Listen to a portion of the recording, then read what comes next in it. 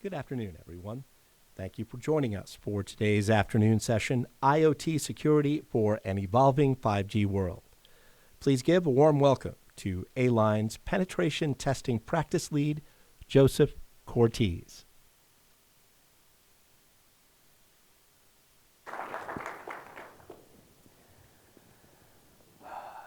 Good afternoon, everybody. Thank you for coming. Again, I am Joseph Cortese. I am here to talk about IoT security for an evolving 5G world.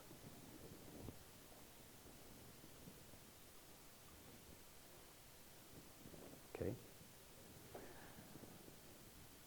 I've worked in defense, healthcare, and retail industries doing cybersecurity, doing IoT, doing 2G, 3G, and 4G technologies. Right now, I'm at Align as their penetration testing practice lead. I've worked doing a lot of different deliverables for government clients in IoT, in telecommunications. I've created a lot of prototypes around Raspberry Pis, Arduino boards, and I've even soldered my own boards. Show of hands, who knows what a Beagle bone is? Okay. Everybody knows what a Raspberry Pi is or has heard of a Raspberry Pi? Okay. Yep. How about a teensy? Okay. All right. Very good. IoT disruption and hacks. It's not a matter of if, but when. And specifically speaking about that, hackers don't wait to find gaps in security. It's all about street cred. The hackers are going to be very diligent and persistent to be the first to uncover as soon as a new release comes out, as soon as a new device comes out. And as we've seen time and time again, vendors rush devices into the market. So many of them are insecure. And open management ports, debug ports, it's commonplace. I can't tell you how many devices that I've got my hands on that had open telnet ports, able to get into the file system, able to suck the code out, reverse engineer it, put your own binaries into it. And these devices are the ones that are being sold to the public. With that being said, that could be a persistent threat.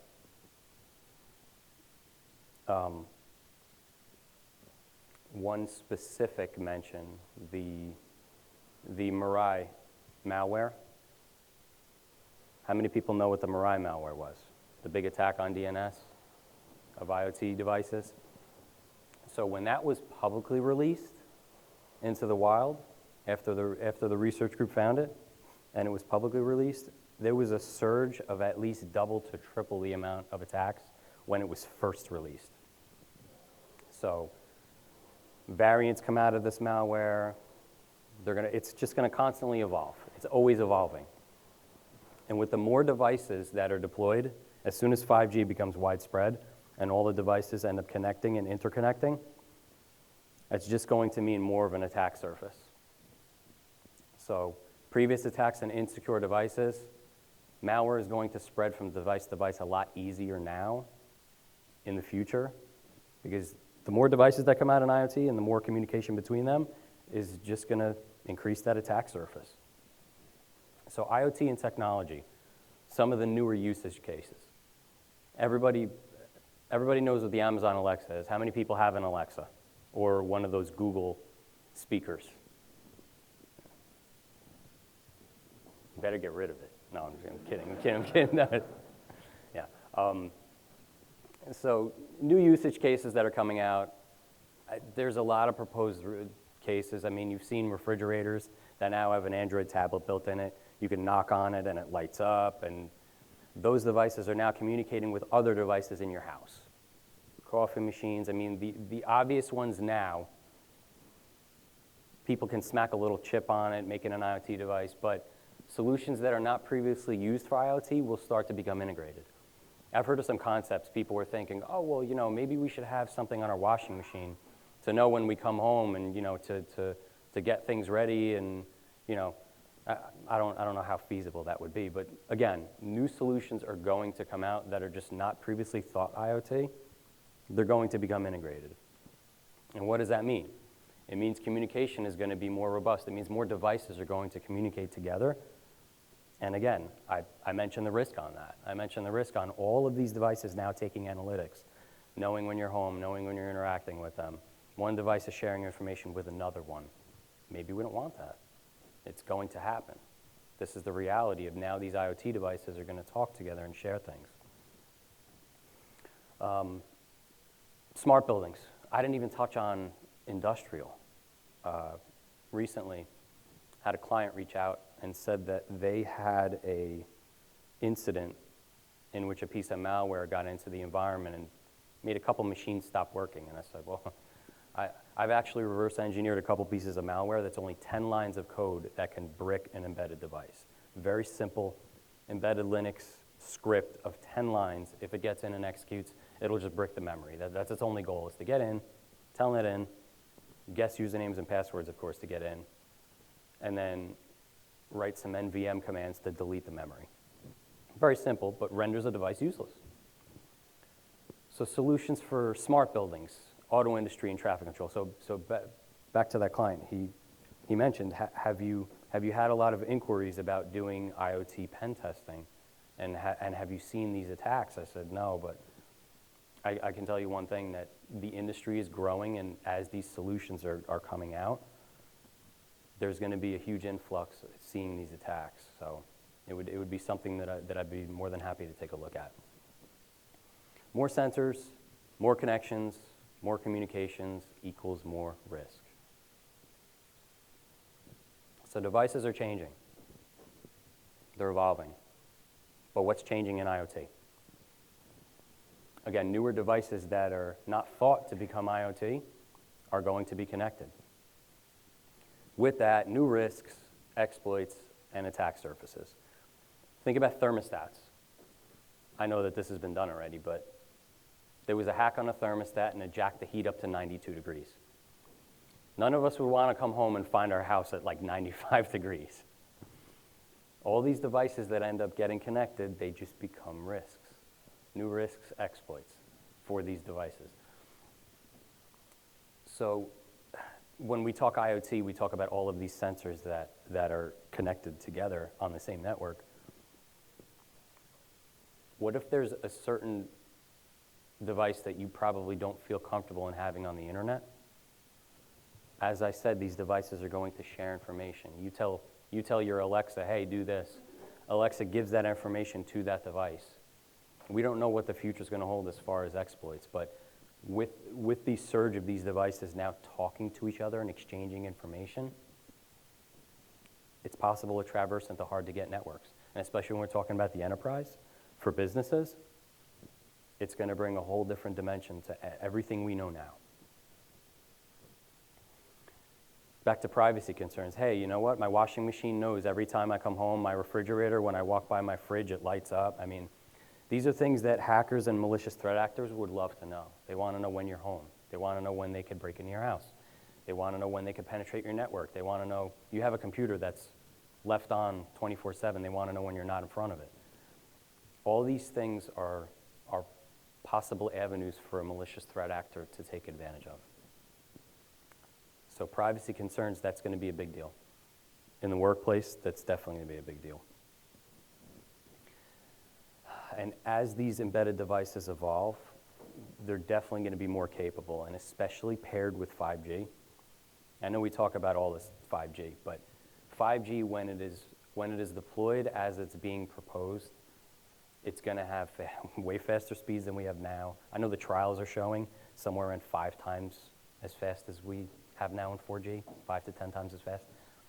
But the latency is going to be, that's going to be a killer. As soon as the latency could get down and these communications can be very much instantaneous, that's going to bring a whole new industry for using 5G and IoT together.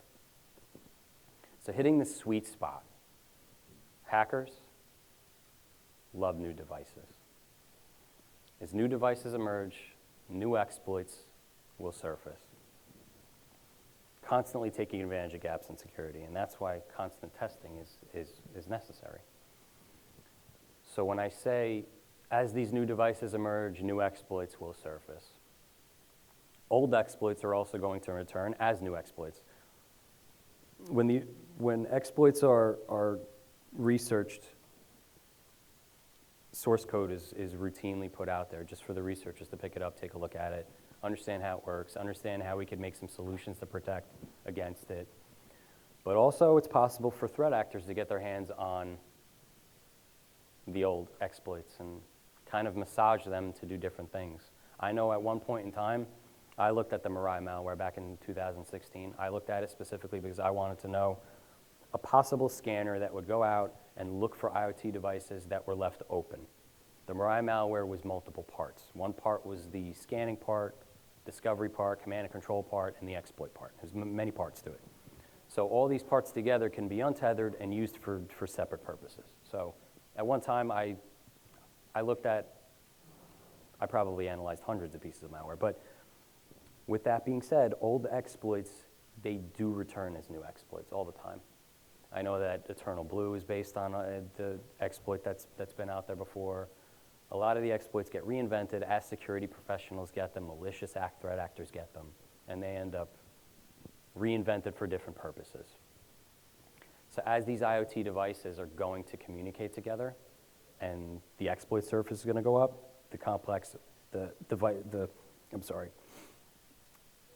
devices that communicate together, these attacks will become more complex. Vendors, you must act. It's not only the vendors that need to act, but new layers of protection and security are going to be imperative. For IoT devices, vendors must increase security on their devices. So I have a story about that. Back when I worked doing reverse engineering in the intelligence community, I looked at a couple different wireless devices to reverse engineer, to understand how they worked, what they were running, what the footprint was. So there was one particular device, I'm not going to mention the vendor. They built in tamper protection inside the board. So I unscrewed the screws on the board, I go to separate the case, and as soon as I separated the case, 10 jumpers flew all over the floor. And I looked at the device and I said, what the heck just happened? So I looked at it, and the vendor designed the board in such a way that there was a little sleeve that held jumpers on a board, and there was a bunch of pins, and these jumpers were set at random for different iterations of the board, and I had no idea. I had one device, I pulled the case open, the jumpers flew everywhere, and I had no idea where they went. So I wasn't able to get this device back working, and it was bricked. So with that, I wasn't able to reverse engineer this device, and at that point, I knew that this was a sensitive device that they wanted to keep safe. Back to my original comment about hackers want street cred, I wasn't about to take defeat on this. So I bought 2 of them because I knew that I would probably make a mistake. I got a Dremel. I got a very bright LED flashlight. I looked where the actual tamper protection was, and I cut around it with a Dremel and opened it up. Yeah, so I was able to get through to that device. I was able to suck the code out of it, reconstruct the image, understand how it worked, push and pull binaries to it, and later on do some very, very interesting and scary things. So layers of security can definitely play a part in securing IoT. I think it's very important. Low-hanging fruit is easy. A lot of malicious threat actors look for low-hanging fruit. Layers of security definitely protect you more than not. So multiple layers of security, let's talk about that. Continuous monitoring. This said device, by the way, did do some sort of home-based connectivity, and it released analytics back. So this device was actually a pretty well-designed device. It released information back to home base, let it know the analytics of how much it was transmitting, what it was doing, if the file system was added, if processes were spawned. I mean, some of these safeguards would prevent so many different malware attacks. Let's just use Mirai for an example. That was a very simple one. It would infect, it would delete itself, but it would run as a process. It would run in memory, resident in memory. This device that I reverse engineered, that wouldn't happen. As soon as a process was running in memory, it would be aware of it. So continuous monitoring is pretty important. I go to tamper protection and file system integrity. So tamper protection, I mean, I was able to evade the tamper protection of that device, but others may not be so successful. That was just one method that they decided to use. There's definitely other methods that should be used. Encryption and secure updating. This device that I've been speaking about did do a secure update. I wasn't able to do anything in that realm.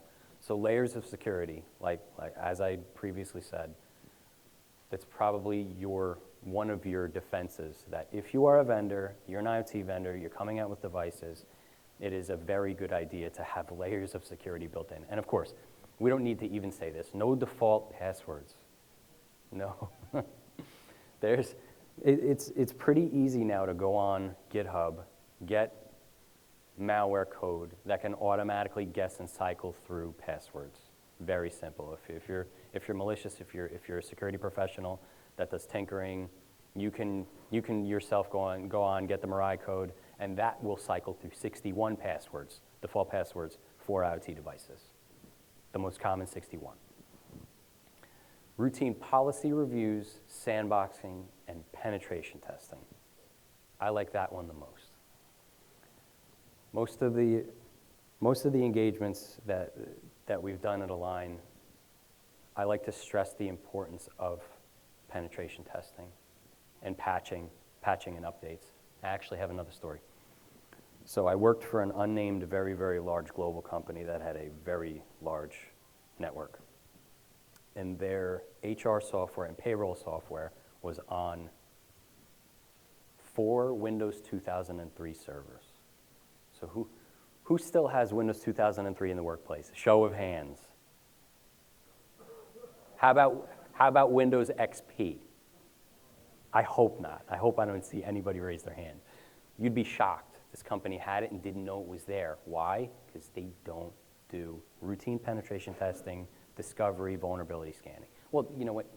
They were doing it, but it wasn't in the fashion that they should have been doing it, to the extent they were doing it, to the scheduled nature that you should be doing it. So one day I was behind the keyboard and I got an alert from the global management that monitors uptime of all 40,000 servers that one of the PeopleSoft servers was rebooting erratically. I said, okay, let me take a look.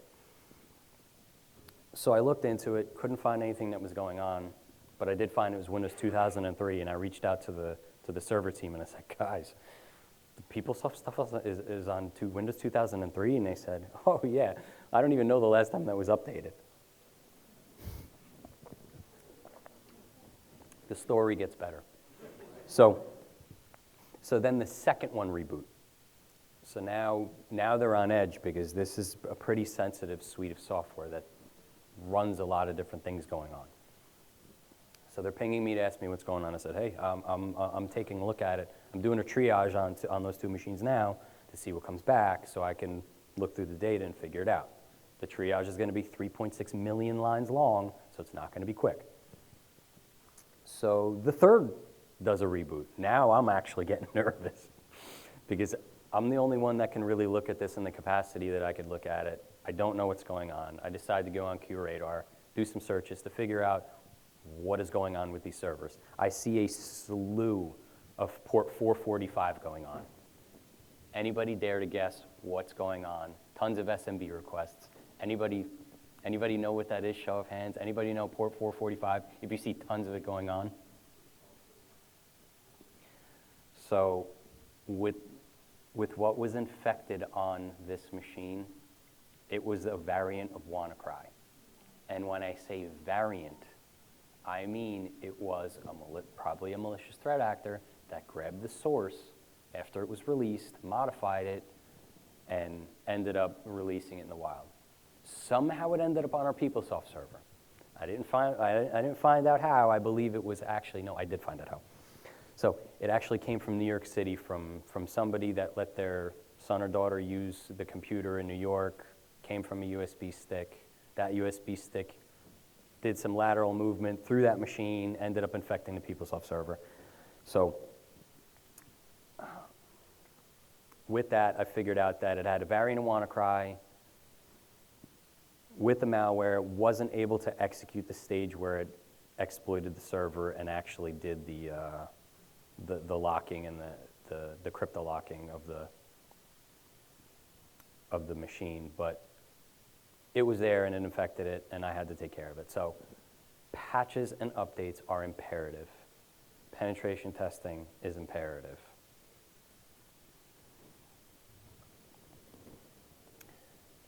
So if there's one thing that I have to say, again, and I know I've repeated it a couple of times, penetration testing is critical to know and keep your environment safe moving forward. Routine penetration testing, patching, and continuous monitoring.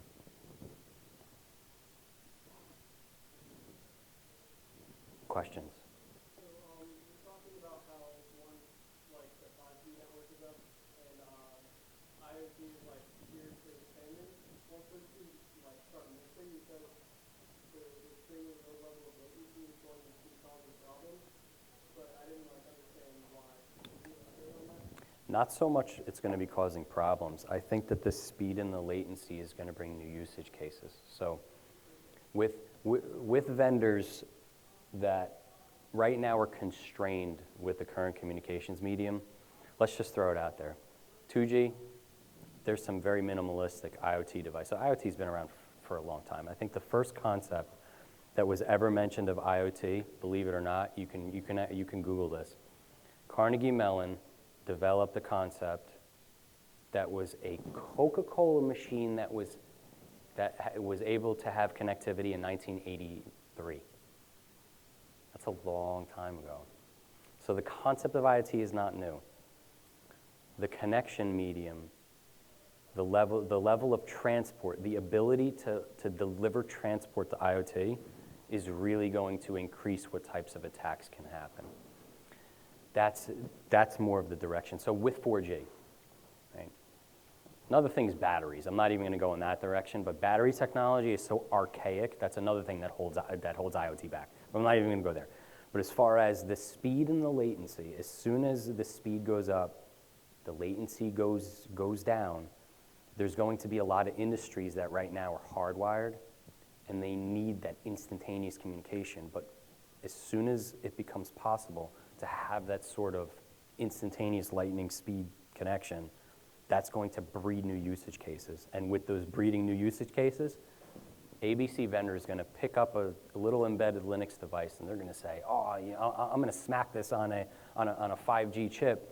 You know, Qualcomm makes a pretty good board that I could just attach this chip to, could make a prototype for this board, and I could have this relay board up right away. It's embedded Linux. I could have one of my developers write the code. Well, that embedded Linux board that you're using is a pretty easy to develop on board that's got a lot of debug modes. I really hope that you close all the holes. I really hope that you understand that there's a lot of ways to talk to that board. I hope you scratch the traces off the JTAG and the serial so nobody could connect to it and use a bus pirate and suck the code out. I mean, there's a lot of layers of security that need to be understood and the risks. But like I said, I think that speed and latency, as soon as 5G becomes everything that they're saying it is, it's going to bring new risks, definitely. Question?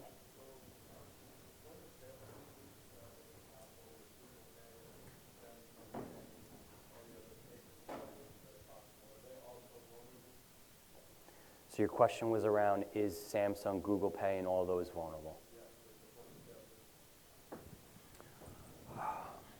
Got another story. Said company I worked for with the Windows 2003 server issue developed their own POSs. And they developed, in conjunction with a company, their own POS software. Oh, it was a disaster. I can't even tell you how bad it was. It was actually comical. It was so bad. But those services, I could tell you from supporting a lot of similar services, they do routine security testing. They do routine code reviews. I'm not going to say that they're not vulnerable or never going to be vulnerable and are not right now.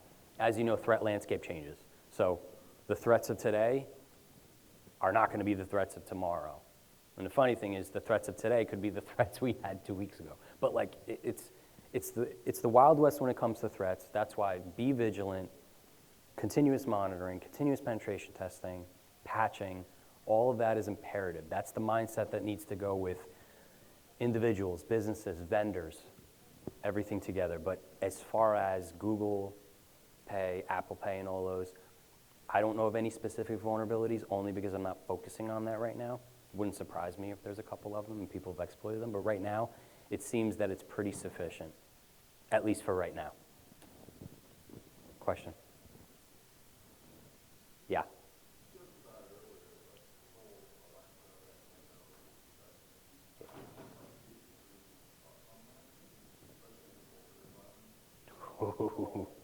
Yeah. Yeah.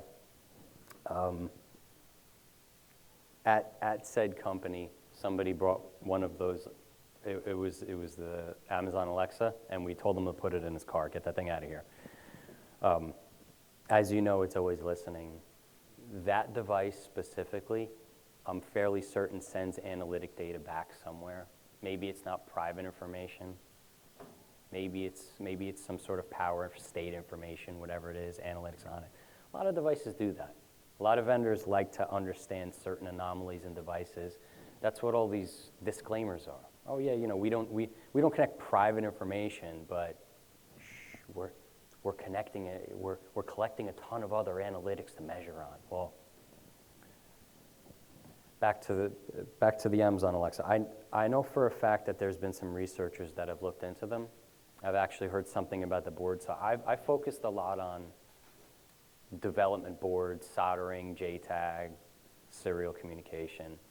So I was interested to find out that somebody attempted to get the code off the chip and had a problem. Layers of security, remember? But as far as those devices go, this is almost everything that this presentation is about. It's about security, 5G, and IoT. And I see a lot of companies are now putting digital whiteboards in the offices. I know that there's smart TVs that have definitely shown to send back history. That, to me, that's a breach of security, knowing what a person's browsing. But I think that we're definitely going to have to be diligent with understanding what these devices are doing. And of course, the Amazon Alexa is a pretty complicated device. It's sending most things back encrypted. We don't know exactly what it's doing. We have no idea. It's like Siri. I mean, a lot of it's been reverse engineered, but we don't have a lot of definitive info about it. And I think that I had this conversation before with a colleague. I run an enterprise firewall at home.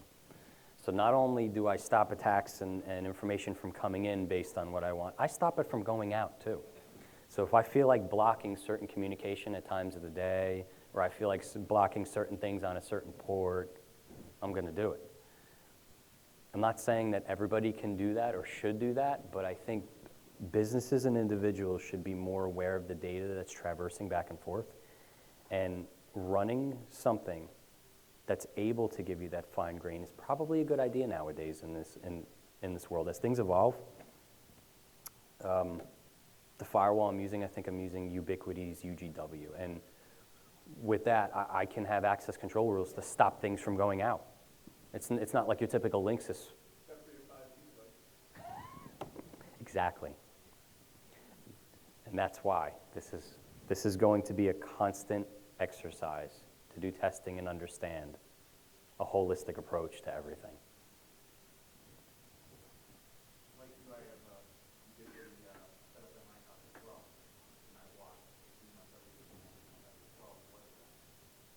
Smart man.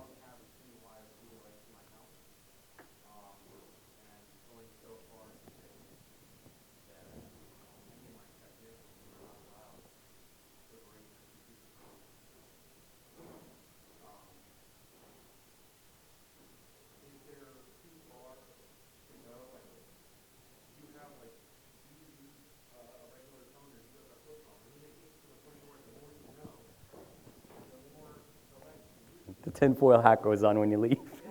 Yeah, right. No, no. So as working for the government for over 12 years, they go pretty far. And it really depends on your expectations of what you're trying to safeguard. Just everything goes into your mission, but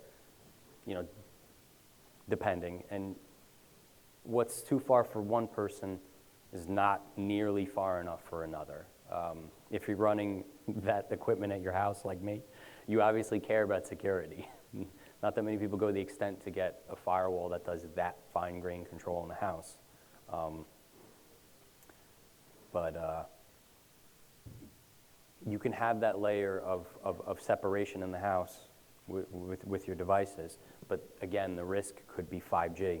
It could be that device that not only does Wi-Fi, but it does 5G as well, and that now offers a gateway into your house.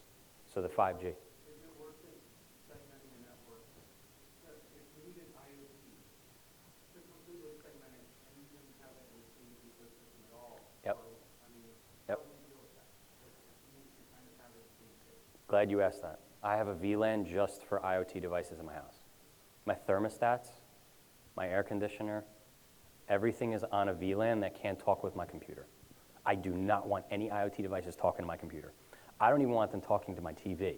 I don't want anything. I want those devices completely separate because I don't know how often those thermostats are updated. I am not using Nest thermostats or any of those. I'm using some old school, simplistic flip phone thermostats because I don't want them doing anything crazy.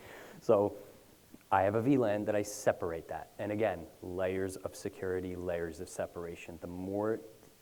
The more you increase your security and allow these layers to work for you is the more successful that you'll be. And it's not a one-size-fits-all. So that's not going to protect me from everything. But separating the levels between is a layer of security that I chose.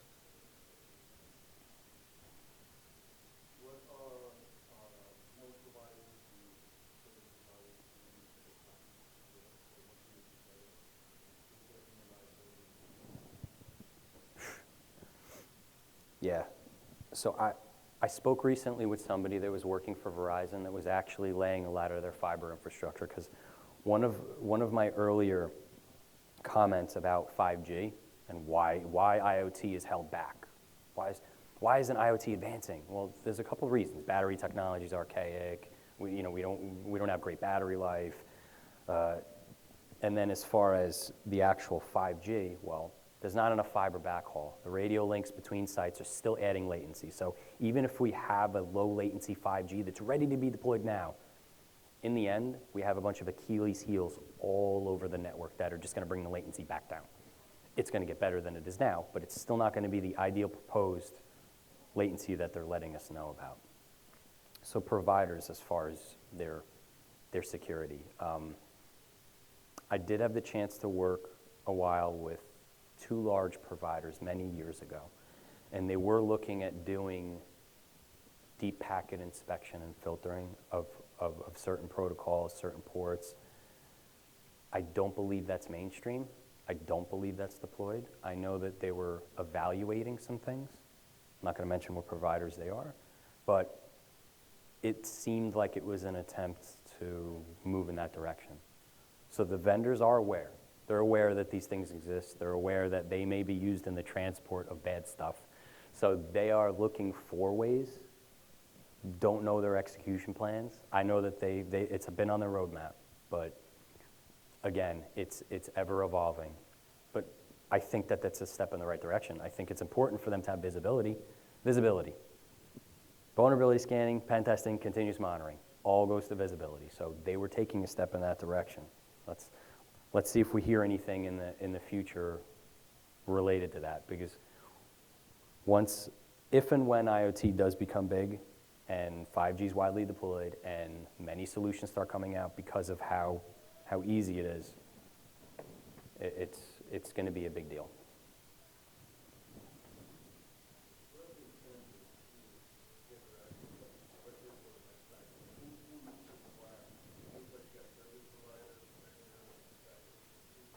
Yeah. everybody loses. So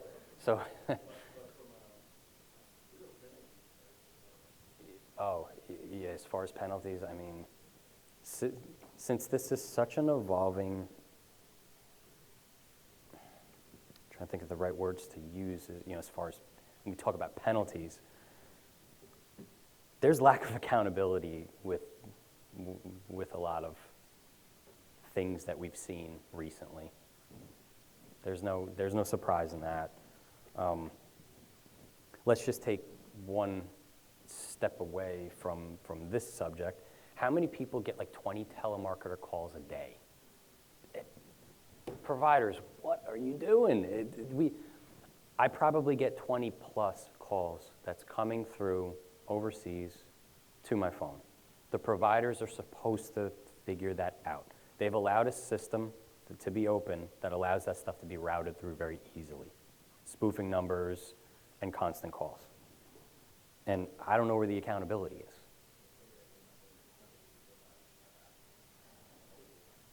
Yeah. Because of the way it was designed, it's now what we have to live with. Exactly. The intersection of the technical side and the regulation was illegal compared to Black Hole until a month and a half ago. But even I think on the SS7 side of actual call routing and VoIP and the way it connects, I think that's the Achilles heel. So it's possible to do it, and then that's the other part. So at this point, it's like, they're figuring out ways to stop it. We get call blocker apps. They're not that effective. I'm not worried about telemarketers. I'm worried about the robocall that tells me that my social security number is compromised. And I'm a legitimate entity, and you have to call me and give me this information, whatever. Yeah, I'm smart enough to understand. Pay me $100 in Bitcoin, and I'm smart enough to understand that. yeah. My grandmother calls it. And that's the sad thing. There's so much of that. Yeah, it would really be good to have that solved before we start making leaps and bounds of advancements in other areas, because that doesn't seem to be going away anytime fast. Trickery is always going to be here. Exactly. The way they've designed the actual telco system that allowed you to hit the switches and spoof a number. And they can't turn that off because I think they rely on it for other call routing.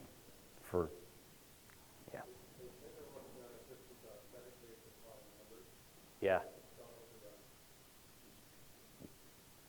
They need to figure something out.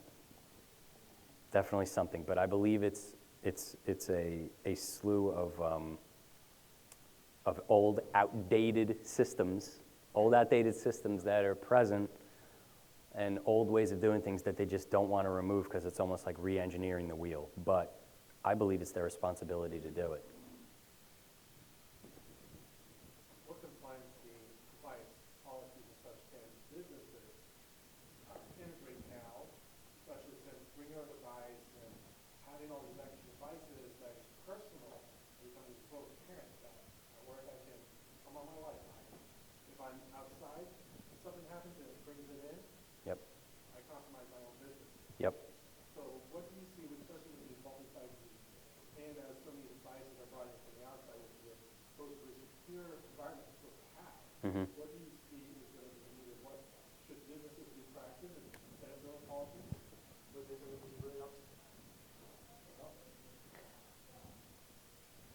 Let's go back to my government days where we lock up our devices in a locker before we go in. It's sad, but the reality is there's going to be, in the future, a few attacks that we're going to look back on and say, oh man, that's crazy. And it's going to happen. And why? Because usage cases that we didn't think were possible are going to be possible now. Everything's migrating to a always connected, right? And BYOD. So with BYOD, I reverse engineered a very, very big MDM system. I figured out a lot about how APIs work and its protocols and all that cool stuff. So with that, I was able to bring jailbroken phones on the MDM and all that, because that's one thing they do is jailbreak and root detection to make sure that you're not bringing some compromised device inside the system. Found a way around that. But it's going to be a well-thought approach in many layers. For sensitive businesses, hey, you know what? Because of the way things are going, because everything is very capable and connected now, we're not comfortable with having phones in here anymore. We're going to have a zone that you can't have a phone. We're going to have a leave your device at the desk policy. I mean, that's going to be a pain. It's not going to be fun. I mean, who doesn't have their phone on their hip now? Everybody has their phone on their. How do you take that together with two-factor authentication that requires you to get in touch with your phone and at the same time make it so you can't hit your phone? Because I can't get to my service if I don't log into the VPN. I can't log into the VPN without the phone. Mm-hmm. Well, it might be this. It might be, hey, when you come in this facility, you can't use 5G. You have to be on Wi-Fi. So. Oh, yeah, or the RSA tokens. Yeah, I mean, we don't want to have those things. Right? Who still uses those? One quick question about 5G. IoT's been around for a while. Enterprises have learned to deal with securing Wi-Fi. With 5G, that's going to bypass all the perimeter security controls. Are there any plans that you're aware of for 5G firewalls and perimeter security controls so that you can segment and isolate the 5G assets? Might have to talk on a business idea. That's a really good idea. Well, you know what? I've heard of a company. I've heard of a few companies now doing 5G gateways. So let's just talk about a concept right now. Just a thought. In the business, we don't want you to connect. So 5G. One proposed solution for 5G is small cell. So you're in a big city. There's going to be multiple cells, low power cells transmitting. It's going to be easier to do position measurements to know which cell you're at, increase capacity because there's so many of them. With that being said, in business, it might be a good idea to isolate the communication to one cell that you'd be able to separate, segregate, and firewall communication with that cell. All devices in the business would connect to that cell. They wouldn't connect external, and you'd have visibility on what was going on at that cell. Possibly a 5G business gateway. That would be a great idea.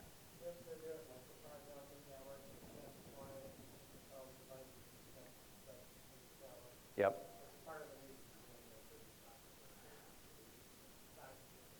Yeah, I worked on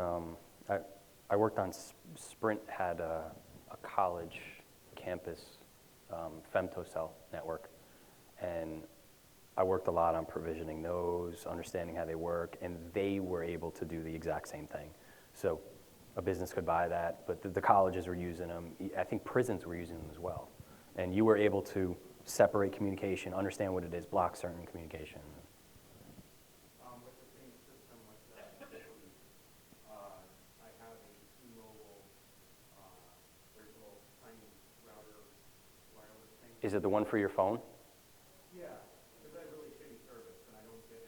That's their femtocell. Yeah, and so I have that running in, and so I can run rules off of that. Uh-huh.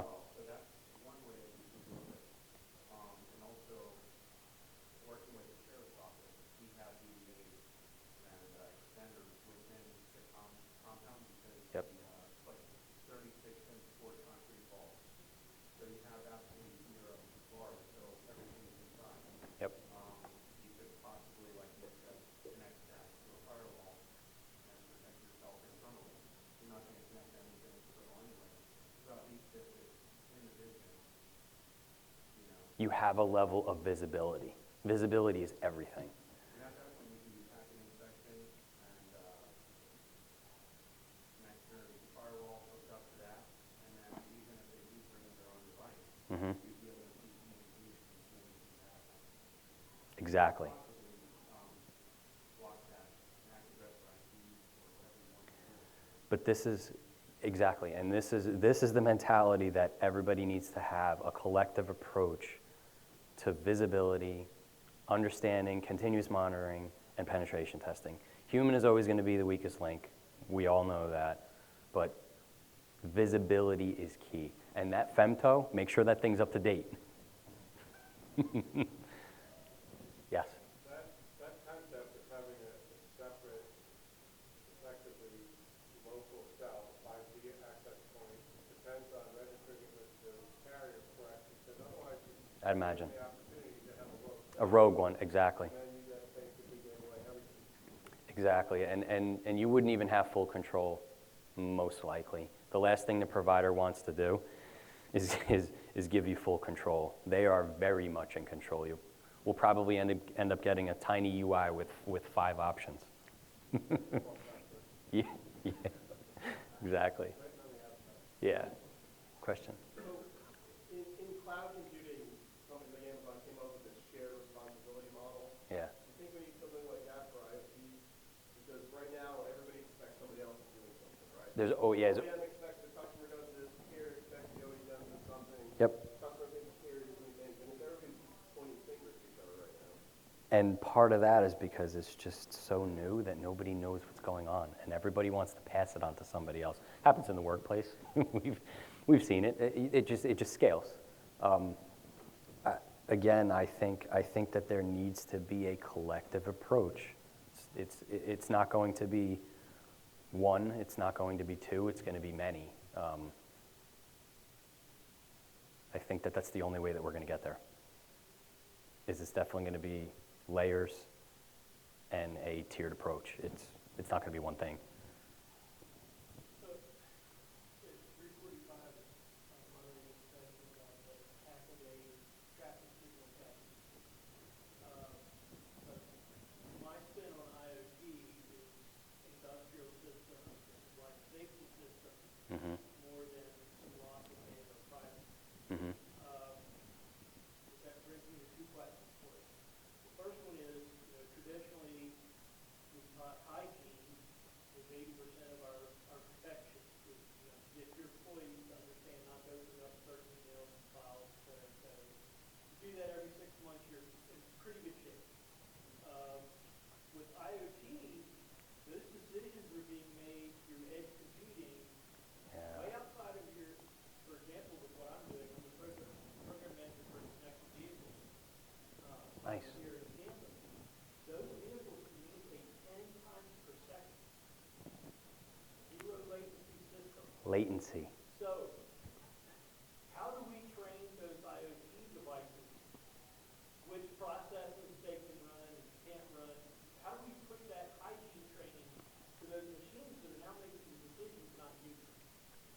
Follow-up question is, with everything everybody's already talked about 5G and how insecure and what the latency balance still are, how do you feel about the 5G coalition attempt to take over the DSRC spectrum, which we're using for life safety vehicles? So I've actually looked at the traffic light IoT, the archaic way it is now with, for what is it? Is it 400 megahertz, 700 megahertz? I don't remember what it is, but I remember reading some hacking traffic signals, and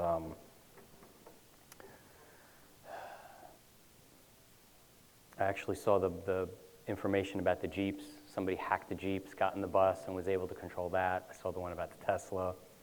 Yeah, and that's what really exponentially explodes the threat surface. Yeah. Is a traffic cabinet. We used to lock that cabinet, and that was our defense. Physical security, But yep. You've got a million vehicles coming by that Yeah. have a wireless It's not enough. connection, It's not enough. and we know the vehicle's not secure. Well, vehicles need that perimeter way out. I think that our thinking might have to change. I think that we're still possibly looking at this in a very old-fashioned flip phone mentality. So if you think about it, we have these very minimalistic Linux embedded devices, right? Well, we like them because they're low power. They fit the bill. We could smack a Qualcomm chip on it, make it cellular connected.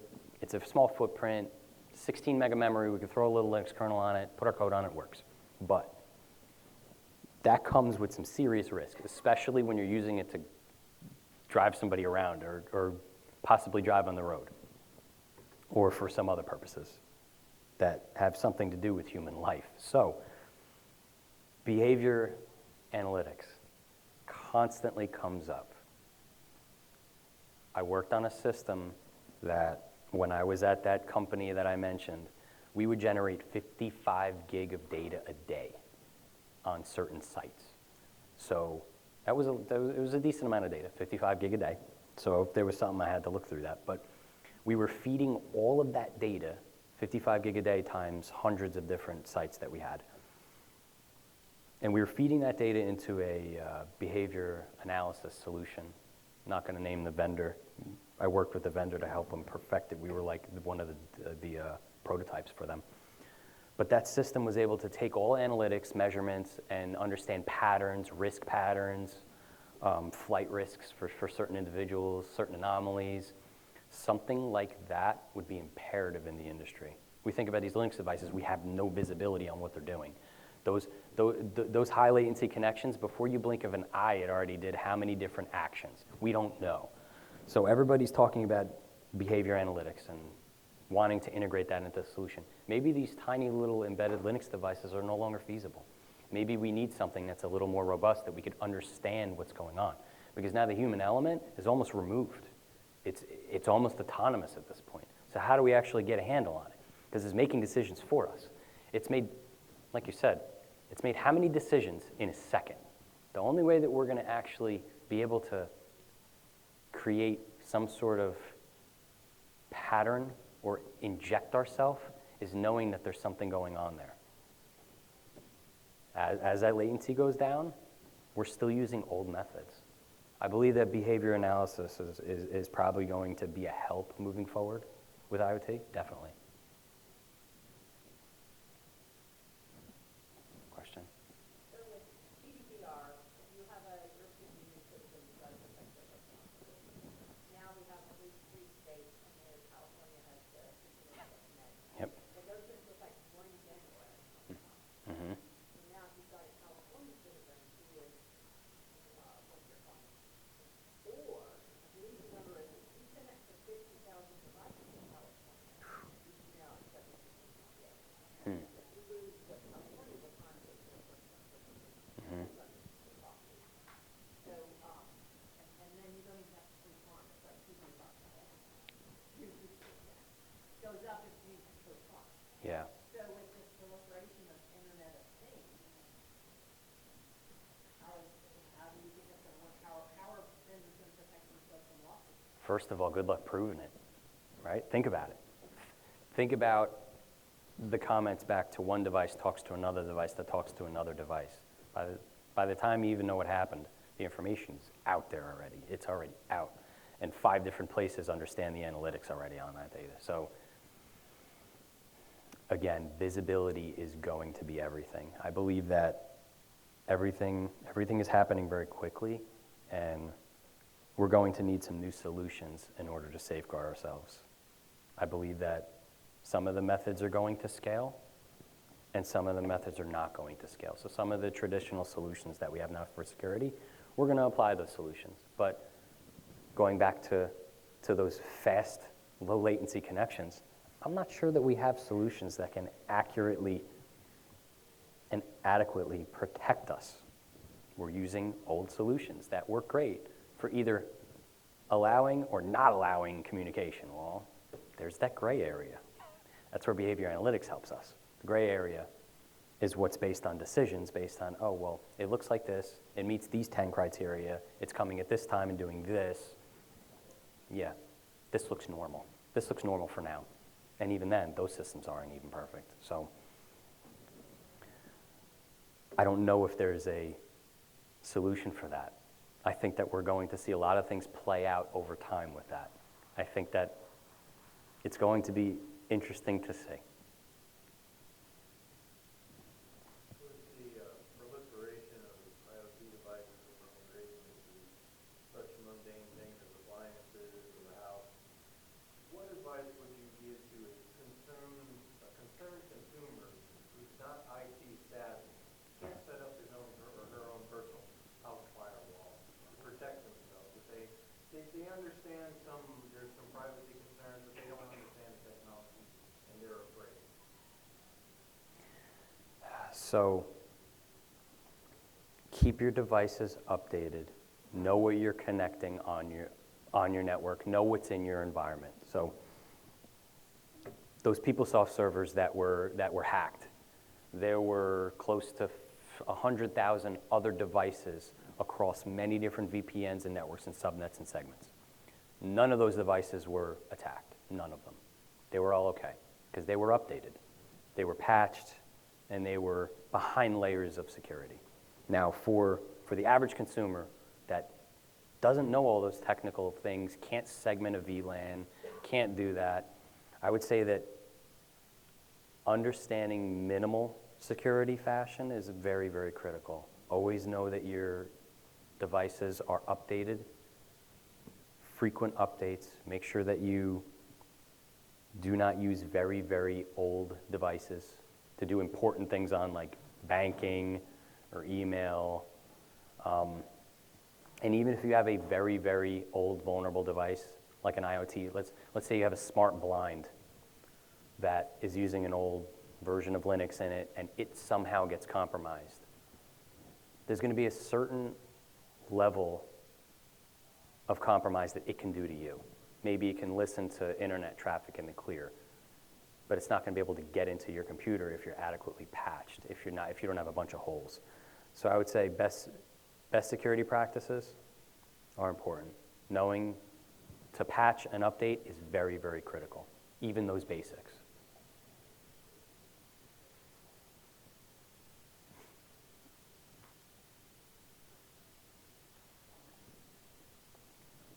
All right. If no more questions, happy Friday. Thank you for coming. And